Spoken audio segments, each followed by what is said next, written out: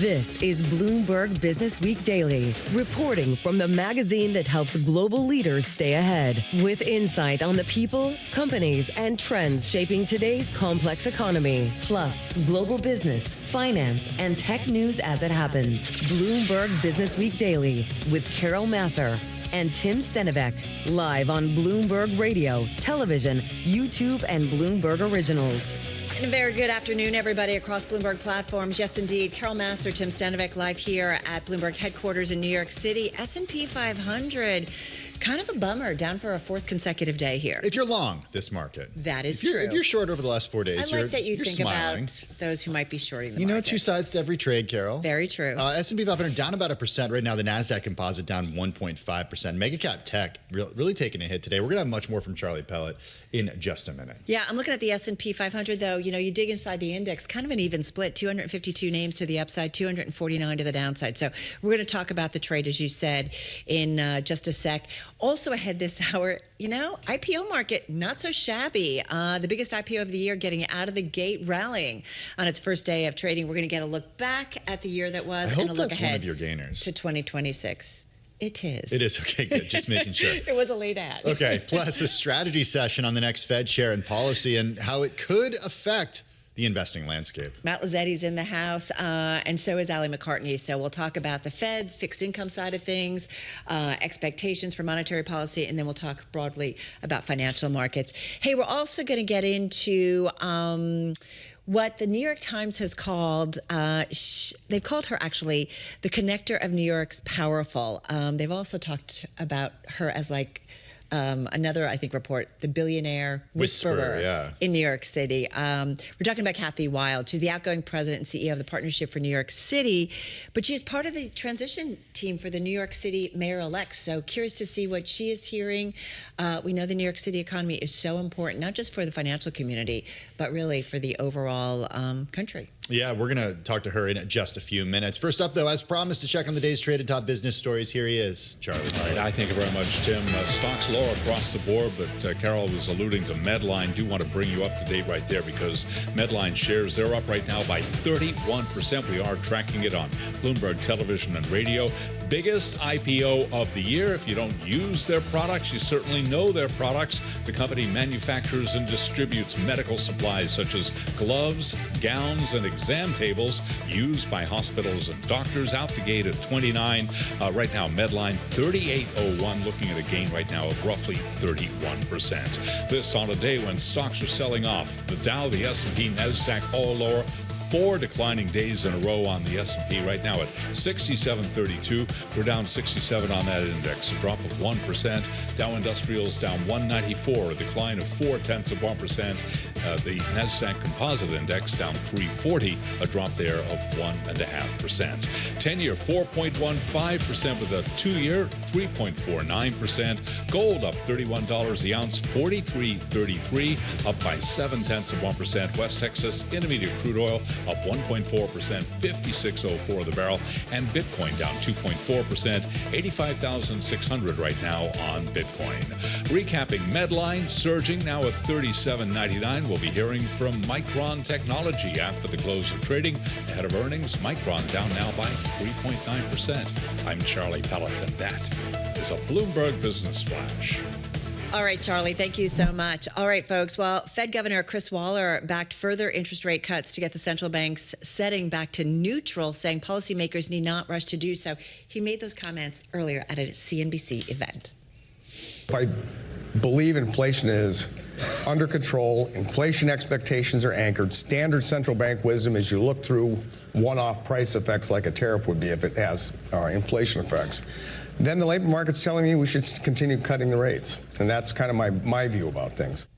All right, that again was Fed Governor Chris Wylde at an event earlier today. He is under consideration to be the next Fed chair, expected to meet for an interview with President Trump later on today. Asked about that, he quipped, "That's kind of what he had heard. What else They're a little say? cagey. Exactly. What else are you going to say? Meantime, at an event, Treasury Secretary Scott Bessent again rejected reported concerns about the qualifications of National Economic Council Director Kevin Hassett as a candidate to become the next chair of the Federal Reserve. All right, so let's talk about the next era of the U.S. Central Bank and more. Here with us once again in studio, Matt Luzzetti. He's Chief U.S. Economist, Head of U.S. Economic Research over at Deutsche Bank. Good to have you back with us. Good to be back. It does feel like we're trying to figure out who's next. You do actually write specifically about a Warsh nomination and what it would mean for the Fed. Does it really matter who ultimately will be as Fed chair, since it is one vote, an important vote? But yeah, so we've had to, as this news evolves, write just about everybody that's a front runner. So we wrote a Hassett piece before. Months ago, I think we were talking about Governor Waller and why we thought he could have been a very good candidate for Fed chair. But to the question of does it matter? I mean, the market is pricing it like it does matter. There's a premium in the June FOMC meeting. We're building in more rate cuts at that meeting than the surrounding meeting. So the market is pricing something happening as that transition takes place. I think we're a little bit more skeptical of how much it can matter. Clearly, I think Chair Powell has mattered recently. I think you don't get the December rate cut without Chair Powell essentially pushing it through what is a very hawkish committee at this point in time. But I think he built up that confidence, the credibility within the committee over a period of time. Just somebody coming in from the outside with a more dovish view is not going to be able to get this hawkish-leaning committee to cut rates aggressively up front. Of the candidates who are the reported front runners, is there one who it would send a signal to you, or maybe send a signal to the markets, that the Fed's independence is at stake? Yeah, I think that there's lots of questions around this. I think when you kind of see surveys, Kevin Hassett raises some of the most concerns around Fed independence and kind of commitment to get inflation back down to target. And I think that's somewhat quite natural. I mean, he's been in the president's orbit for a period of time here. He's been an economic advisor for the president. He's been calling for aggressive rate cuts at this point in time. All these candidates are doing so at this point, as we heard from Governor Waller recently. And so I think whoever it is, the next Fed chair is going to have to earn the market's trust that they are going to commit it to bring inflation back down to target. And I expect the market to challenge that a little bit. Hey, Matt, the New York Times writes, next Fed chair in a no-win scenario, a selection process draws to a close. And they go on to say the person picked to replace Jerome Powell will be thrust into a credibility problem that will be difficult to escape. Is that the case? And I also wonder, sometimes you get into a position and you realize the weight of a position. And we know what the Fed does means a lot, not just to the U.S. markets, but to global markets. Yeah, so I think it is the case that there's going to be a challenge for this next Fed chair coming in. They come in almost with a mandate to cut rates meaningfully. The president has called for the Fed funds rate to be down close to 1%, near the lowest in the world. Mm-hmm. And yet, even though Governor Waller said that inflation is under control, core PCE inflation is at 2.8%. It's still 80 basis points above their target. We're now 4.5 years in well above target inflation. And although the market's pretty sanguine about the inflation outlook, we do have a stronger growth outlook next year. We have fiscal stimulus that's coming through the pipeline. Sounds pretty good to me. It actually looks like a pretty good outlook from a growth perspective. And then a question of, does that feed through into higher inflation pressures? What about the labor market, in your view?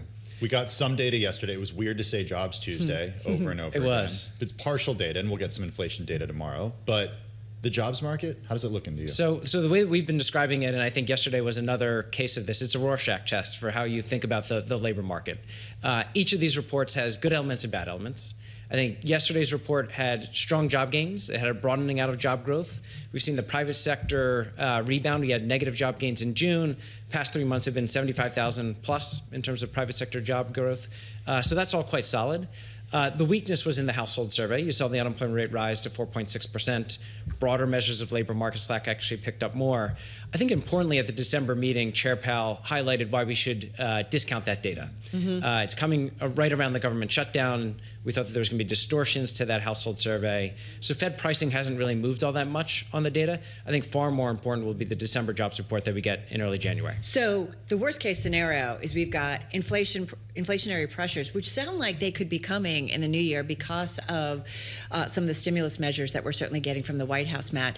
But if we have more inflationary pressures, but we continue, if we get some confirmation in the December numbers that yes, indeed, there is job weakness and maybe it's continuing, that's a tough predicament. It is. I think it's a direction of travel towards stagflationary type impulses for the economy. It is what most economists and we thought you would get out of very large tariff increases, and so I think it is beginning to work its way through the economy. I think what we've learned, though, however, is this Fed under Chair Powell, and undoubtedly I think the next Fed, if you have weakness in the labor market, they will respond. They responded last year by cutting by 100 basis points. They responded this year by cutting by 75 basis points. Our base case is that the labor market stabilizes enough over the next several months that the Fed does not cut in the first half of the year. But look, if you get confirmation that the unemployment rate is 4.6% or above, I think the Fed cuts in the first quarter. All right, good stuff. Getting ready for 2026. Come hang out with us in the first quarter. I would love to come back. We would love to have you back. Matt, thank you so much. Thank you. Happy holidays. Happy New Year. Matt Luzzetti, he's Chief U.S. Economist, Head of U.S. Economic Research for Deutsche Bank. We're going to talk more about Fed policy, the economic data, and what that means for markets in just a moment. Having said that, we are seeing stocks under pressure today. Yeah, taking a look at the S&P 500, down about 1 full percentage point right now. If I go deeper into the S&P 500, it's information technology, communication services, and industrials that are all taking a hit. The industrials move, Carol, is really interesting. If you look at the worst performers in the S&P 500, these are all companies that are tied to, in sort of a tertiary way, the AI boom. So you have GE Vernova down 8.8%, Constellation down 8.1%, NRG Energy down 7%, Vistra Corp down 7%. Oracle is the first big name that is sort of like, okay, this is an AI, primary AI company now, or seen as like a bellwether for AI. That's down a whopping 5% today. And rode a wave up in a big way because of its connection and kind of lean in, if you will, into AI in a big way. But now that, we're watching in terms of what it's doing to the company's balance sheet, investors are maybe saying, well, if this doesn't all come to fruition, what does it mean for a name like Oracle and some others? Let's not forget, we'll get a read on AI once again when Micron Technology reports after the closing bell. That stock up 165% so far here in 2025. And in today's session, we're seeing it down about 4% ahead of those markets. Well, we just ahead talked of that to release. Deutsche Bank's Matt Luzzetti all about the Federal Reserve and his view on what the next Fed chair has in front of him or her, depending on who it is. I'm guessing our next guest has some thoughts on the Fed and what it means for financial markets. Back with us, Alli McCartney, Managing Director of Wealth Management and Private Wealth Advisor with Alignment Partners at UBS. Just over $1 billion in assets under management. She joins us here in the studio. We're going to talk about the markets and today's moves and sort of big picture what you're looking at. But we got to start just with the Fed and how you're thinking about the next Fed chair. Next year, and the Fed is going to depend all about, it's going to be policy and politics, right? I'm not sure which comes first. Market seems to be about 50-50 on whether we have a cut in January. We think you see 2 cuts next year, one in the first half of the year, one in the second. Okay. I think it will be largely dependent on who's in charge, what the inflation is that we see coming into the market, whether it's from healthcare. We were talking in makeup chairs about the increase in cost of healthcare for average people going up almost 100%, as well as tariffs push through from like later this year. But it is, in a sense, it is anyone's guess. The markets seem to be pricing and playing as if they know there are further cuts. It's just not clear when or how profound. If you look at the last Federal Reserve dot plot, you could sort of drive a truck through whatever neutral is. I think it was 2 to 4% was about a little bit of a range. So I think you basically have tailwinds that are, we know that earnings are going to be, decent to good. We know those are going to broaden out a lot just from the IT trade. So that's, one of the things. Fiscal policy, especially in the first quarter, is going to be major as a result of both income tax sort of rebates as well as corporate spending initiatives and accounting issues that are going to propel both earnings and cash on balance sheets. And then again, the Fed will be part of this for sure.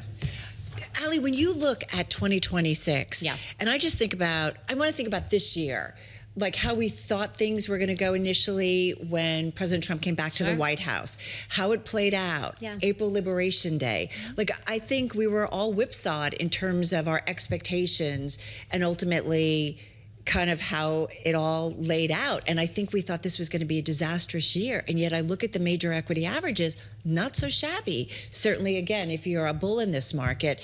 So, I mean, I don't know. Is this a reminder that it's going to be maybe hard again next year to make calls, or is it different? Well, was it hard to make calls this year? So you had to get two things right. You had to understand two things.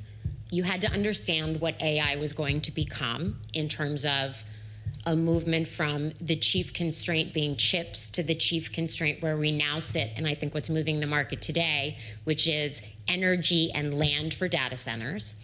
And you had to get Trump right. So, okay, those are difficult. Those are very difficult. You also could have simply been long beta on the concept of earnings. Meaning you just throw money in the S&P 500. Exactly. And you're good. And tough moments, but you would have done well. Exactly. Next year, I think it becomes, actually, if I'm thinking back to where I was a year ago, it becomes a little easier in the following.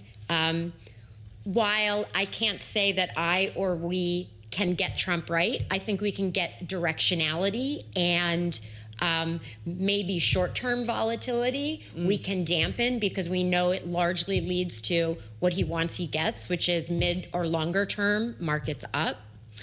I think he does care about market direction. He does care very much about market direction. I think, the craziest thing about getting Trump right or wrong was he told us exactly what he was going to do. He told us via press conferences, via other people, via social media, and so if you went with him, you got things right. I think this year things are going to be a little. So I think they're going to be a little easier in the broadening out of earnings, right? So if you look at, for example, the S&P 500 or the NASDAQ this year, what you got was the AI trade contributed to about 75% or 80% of what ultimately became the upside. So if you look at the next best contributor, it's financials at 1.7%, right? Next year, I think you're going to get some broadening in that. I think industrials, materials, financials, healthcare are going to play into that. What happens if the promise of AI doesn't come to pass? That's the biggest risk case. I think the biggest risk case for next year is for investors or economists or policymakers is that we got AI wrong. The infrastructure, it's not if you build it, they will come. It's not that we start to democratize and deepen. It's a big bet. It's a big bet. And today, that bet in terms of what's been coming out around Blue Owl and financing, because one of my biggest takeaway from a 4-day AI conference 2 weeks ago that UBS threw is that this is all about debt financing. There is not enough private debt and there is not enough capital on the balance sheets of the non-hyperscalers to get us where we need to be in terms of AI. And so it has to be debt capital markets. Oracle is Exhibit A. So to me, I literally left there going, oh, I understand what the constraint is now. I understand the difference between let's say, a CoreWeave and how they talk about how they finance asset-backed, AAA companies and how the market has been responding to that finance. I understand the private debt market and the private equity market saying we can only do so much in terms of what's needed. And so capital markets and public individuals have to come in. And so I do think that's the biggest risk. But I can also tell you from that conference and the conversations I've been having that this is truly revolutionary and moving to the bottom line in a way we've never seen before. And that whether it's creativity in the financial markets, in the structural markets, that the productivity increases and the changes to both costs and revenue generation are we really are at an inflection point that can support different multiples. And the Oracle story is Oracle's financing for data center in Michigan progressing, but Blue Owl Capital, which has been a longtime partner in Oracle's rapid AI infrastructure build out, opted not to contribute equity. So that's exactly what we're talking about. Right now, it is a closed, finite ecosystem. Right. And in order to get where we need to be going, it has to get much bigger. Alli McCartney, Managing Director of Wealth Management and Private Wealth Advisor for Alignment Partners over at UBS. Thank you so much. This is Bloomberg. It's 2:21 on Wall Street. We do check markets all day long here at Bloomberg. We have got the Dow, the S&P, NASDAQ all trading in the red. Right now, the S&P 500 index is down 63. That is a drop of 0.9%. Volatility lashing Wall Street, pushing high valuation tech stocks and crypto lower. Right now, the Dow is down 171, a decline there of 0.4%. The NASDAQ Composite Index down 342 points, down 1.5%. The Bloomberg Mag 7 Index is slumping by 1.6%, 10-year at 4.15%, the 2-year currently yielding 3.48%. Gold is up 0.8% at $43.38 the ounce. West Texas Intermediate crude advancing 1.4%, $56.05 a barrel, and Bitcoin now down 2.2%, 85,813 on a Bitcoin. Earnings news, we heard from Lennar last night. Its forecast for quarterly home orders missed analyst estimates. Lennar shares, they're down 4.8%. Among peers, D.R. Horton down 2.2%. Pulte Home down 1.5%. Toll Brothers, the luxury home builder, up now by just about 0.5%. First day of trading for Medline, shares are up by 32%. For on-demand news 24 hours a day, subscribe to Bloomberg News Now wherever you get your podcasts. I'm Charlie Pellet. That is a Bloomberg Business Flash. All right, got it, Charlie. Thank you so much. Massar, Tim Stenovec live here at Bloomberg headquarters in New York City. Now, many, including those that are wealthy, are concerned about some of the priorities of incoming New York City Mayor Zohran Mamdani. Now, weighing on this was one billionaire who does not call New York City home. We're talking about Citadel founder Ken Griffin. He talked about the city yesterday at a conference in Paris.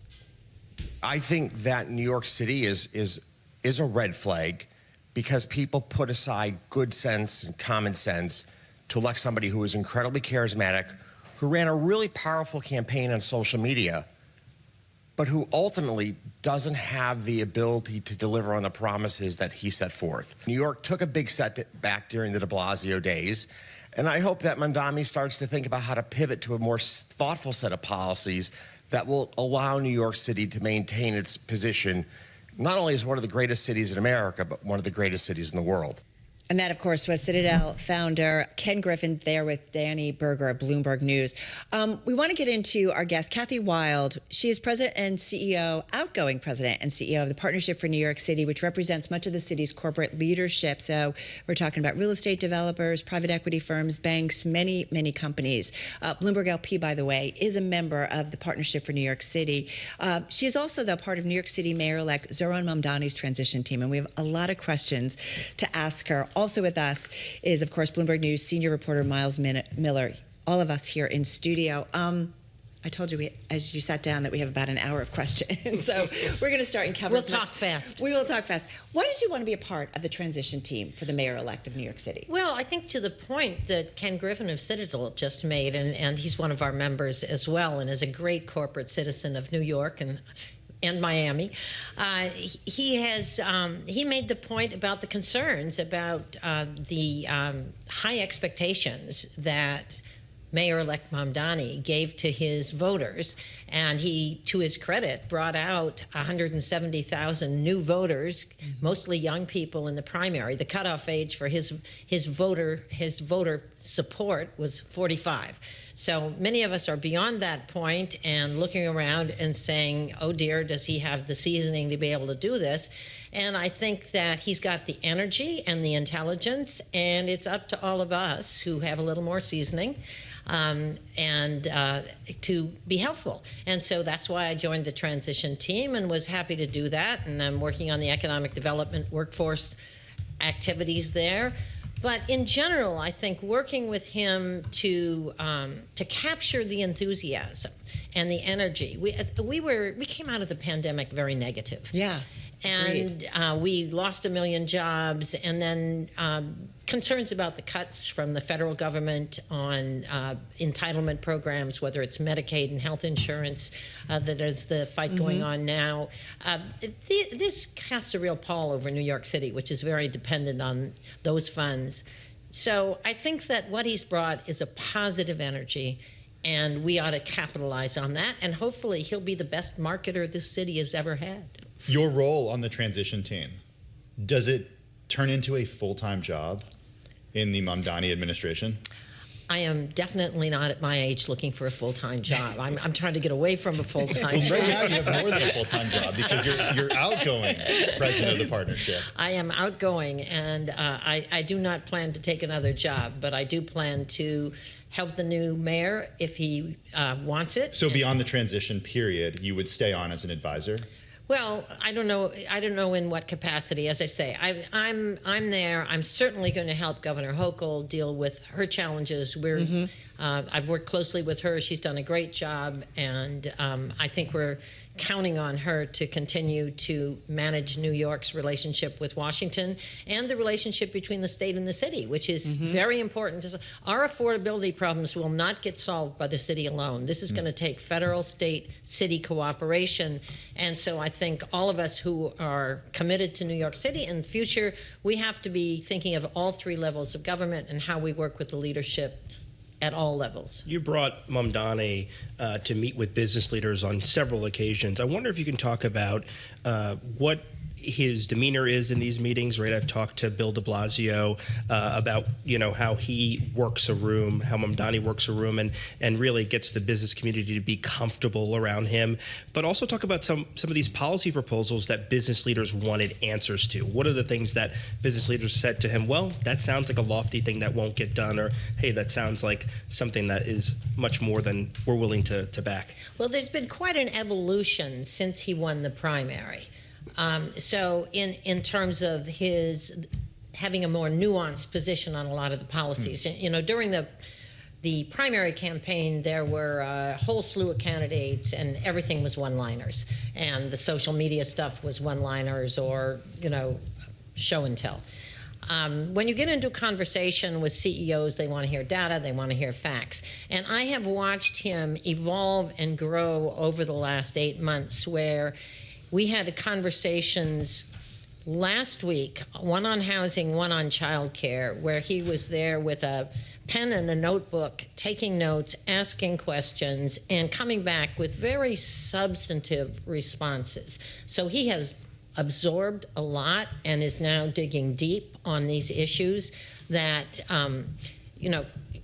Ken Griffin expressed concern about the fact that he made a lot, raised a lot of expectations, created a lot of idealistic notions about housing and childcare and how we can do all this for free. I think he's very quickly figuring out none of this is free. Raising taxes creates real issues. You may raise the rates of taxes, but that may not result in more revenues if you scare people away, or if you scare companies away, or as we've seen lately, we're seeing a real threat to jobs in New York. We, for the first time in my experience over 50 years, are seeing a decline in the number of jobs in our financial services industry. Scary thing, that's 40% of our state income tax revenues. These are, we've got to pay attention, and I think he gets that. But we've got to be at the table discussing these issues and helping figure out how do employers help solve the child care problem. Kathy, one of the things I think about, and I remember, being at Milken years ago and talking with very wealthy investors who said, yeah, it's about time we pay more taxes. So what is the balance? And I am curious, among those folks that you talk to who are very wealthy, and a lot of times their wealth is not in income, it's assets and it's investment gains. What do they think, though, should be maybe more of their contribution? And I know they often contribute in philanthropy and so on. I know that.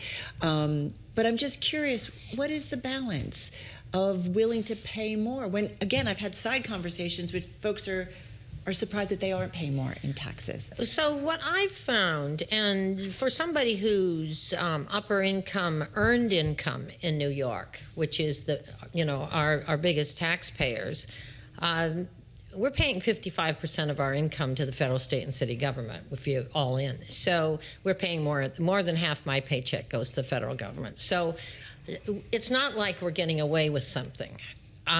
For the very wealthy who are capital gains, et cetera, the big problem there is if they move their legal residence out of New York City, we don't share or get taxes. They aren't taxed here on the basis of their global income, and so we may get a piece of their paycheck, but not their wealth. Right. And that's a big question. It is. But what I found is over many years, when business leaders and the big taxpayers are at the table, and they see that, number one, government is doing what they can to figure out how do we offer the most efficient, the most effective services at the lowest cost possible? How do we make government more efficient on the one hand?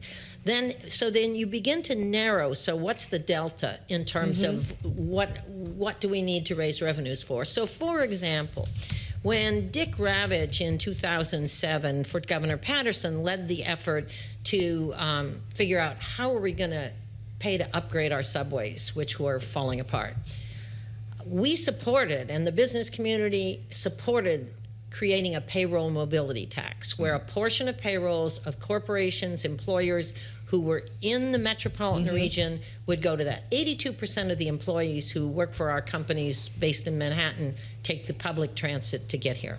That was something everybody signed off on. We supported an increase in that tax twice. Same thing with congestion pricing.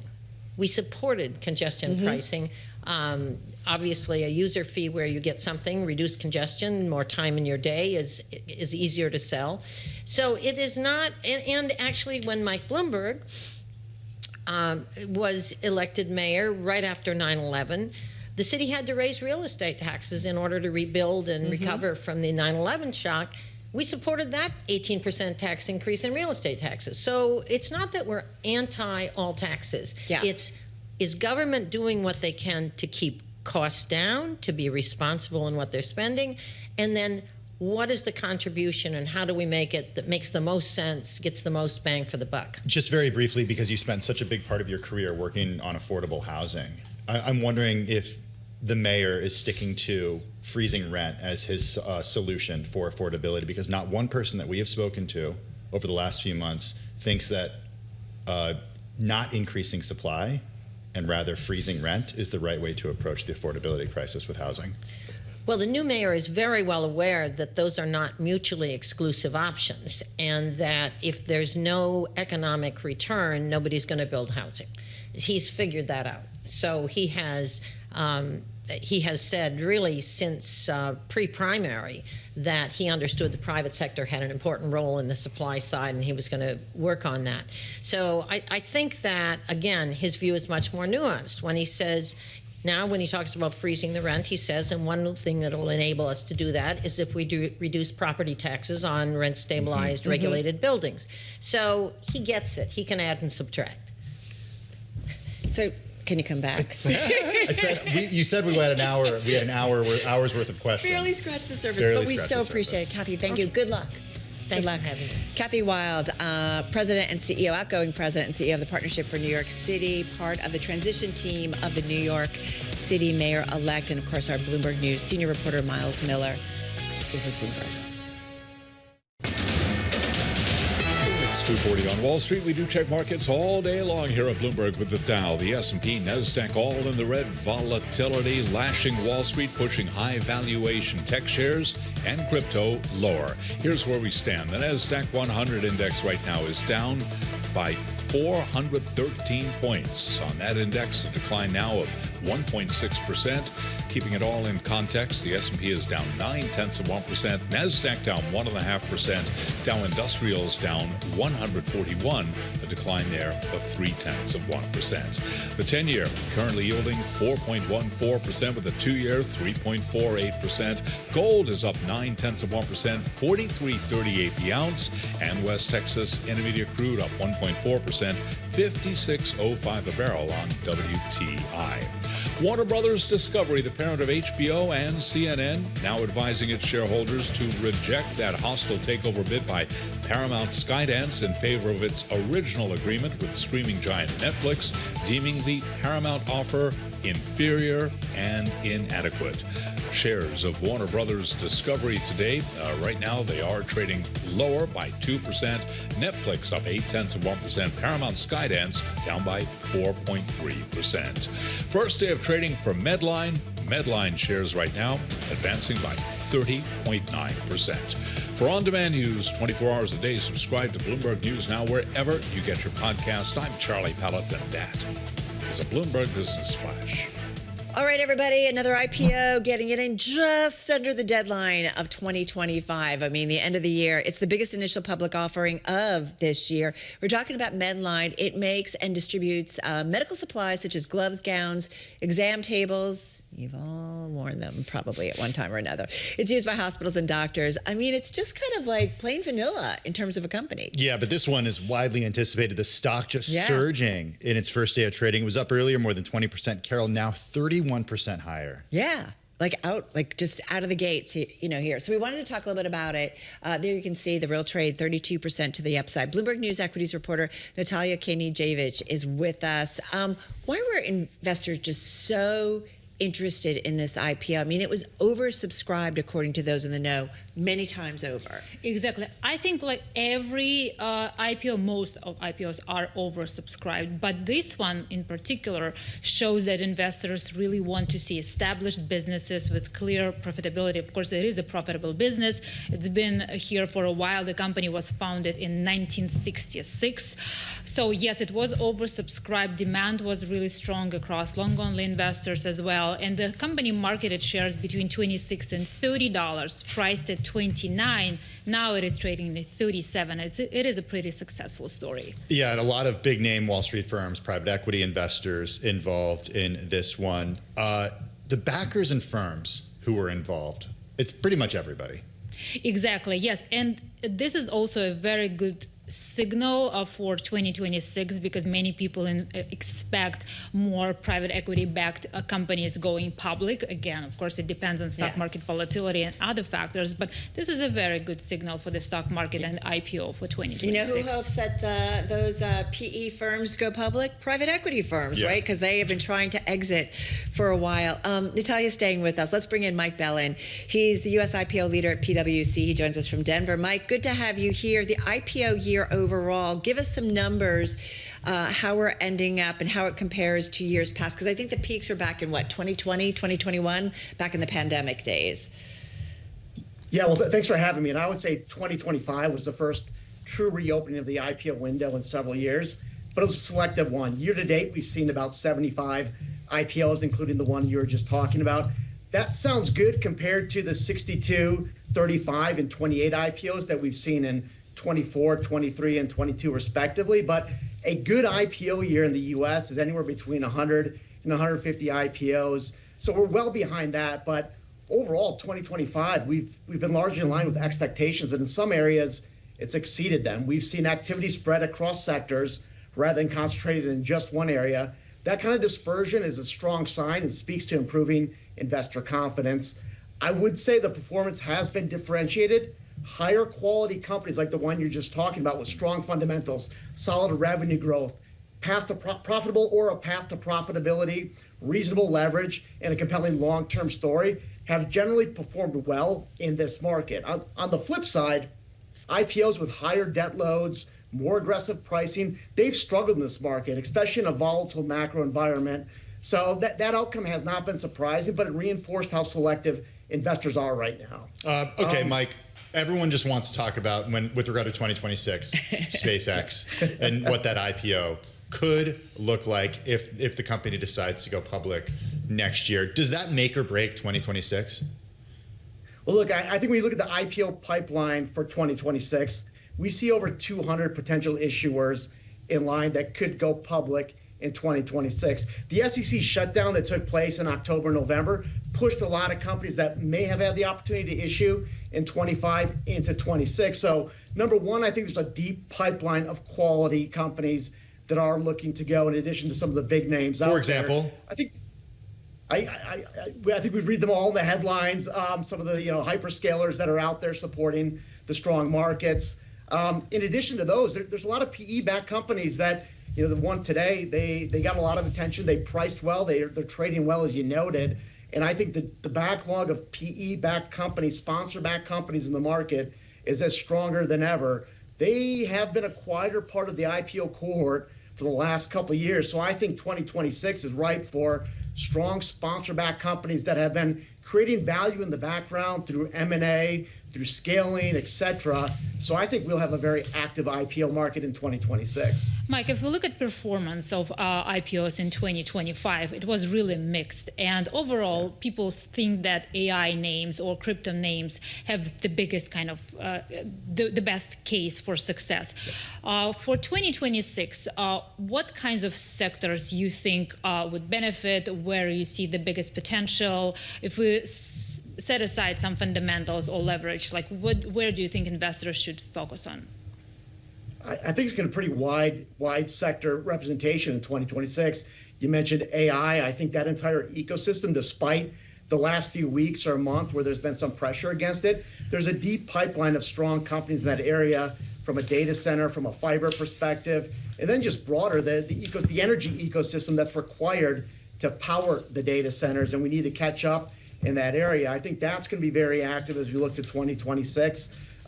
Insurance was an active asset in 2025. Dependable cash flows, which investors like in a volatile market. We'll continue to see strong performing cash generating companies like an insurance company go well.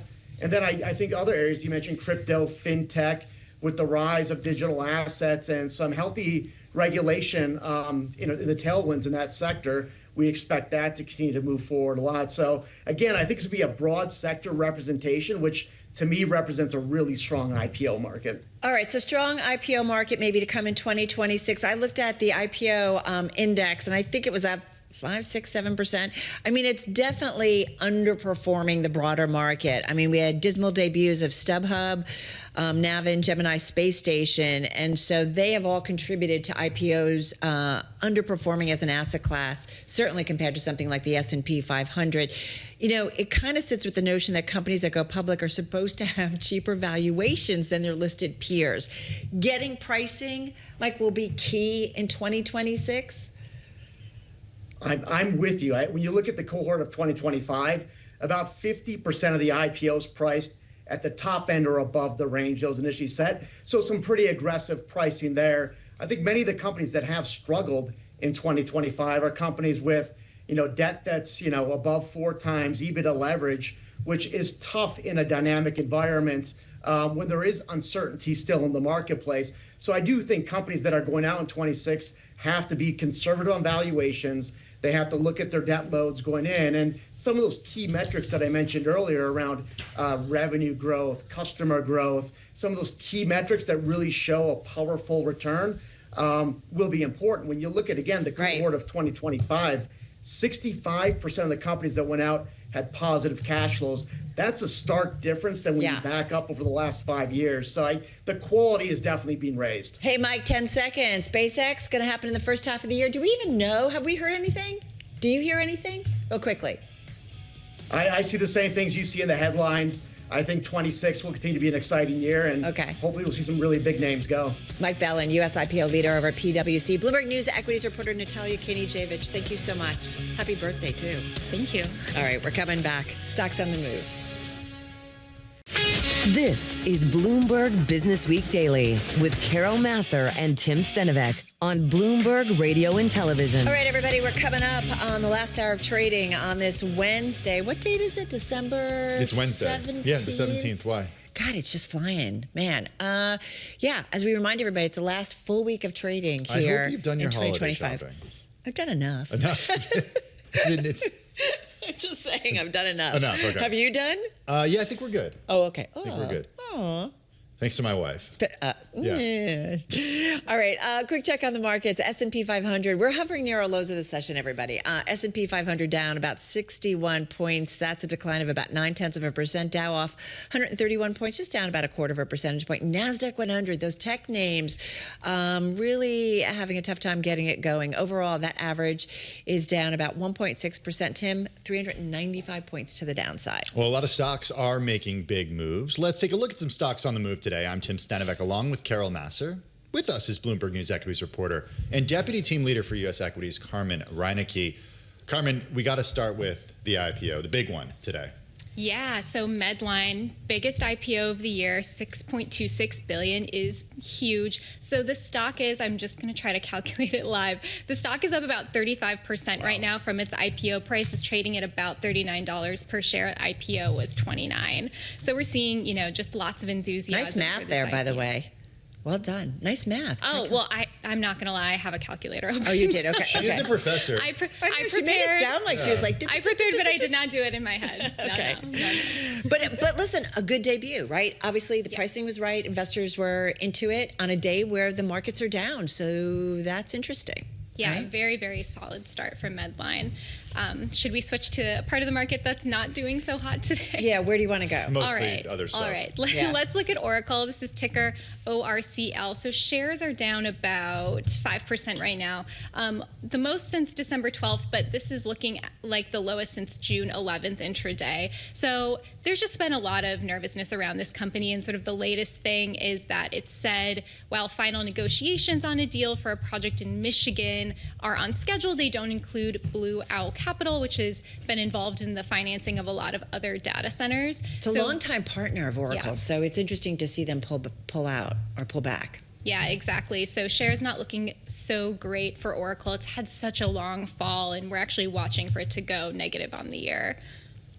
Yeah, it's only up about 7.5%. Go back, a few months. September 9th, September 10th. Right? It's down more than 40%. Yeah. It's really rough. Huge fall. We're next. NVIDIA? Yeah, so NVIDIA is having a sell-off today as well, about 3.5%, which isn't the biggest number, but this accounts for almost $150 billion of market value. So what we're seeing is that it's probably reacting to news that OpenAI is in discussions to raise at least $10 billion and from Amazon to use its chips. So this just adds some competition to NVIDIA, and it's just we're seeing some broad-based weakness across the AI trade today in general, and NVIDIA is kind of always the leader there. What's interesting is we're also seeing the companies that have benefited from the AI trade that are not, AI-focused companies. Exactly. Like energy providers, builders of data centers. They're taking a big hit today, too. Yeah, they all are. It's really across the board, even some of the big gainers. So NVIDIA is down about 17% from late October. I mean, it's still got a decent gain on the year. I mean, it's still up almost 28% to be close to exact, but we've definitely seen a retrenchment in that name. So, I feel like every time we would talk about like competition to NVIDIA, people would be like, yeah, there's plenty to go around. There's going to be lots of demand. But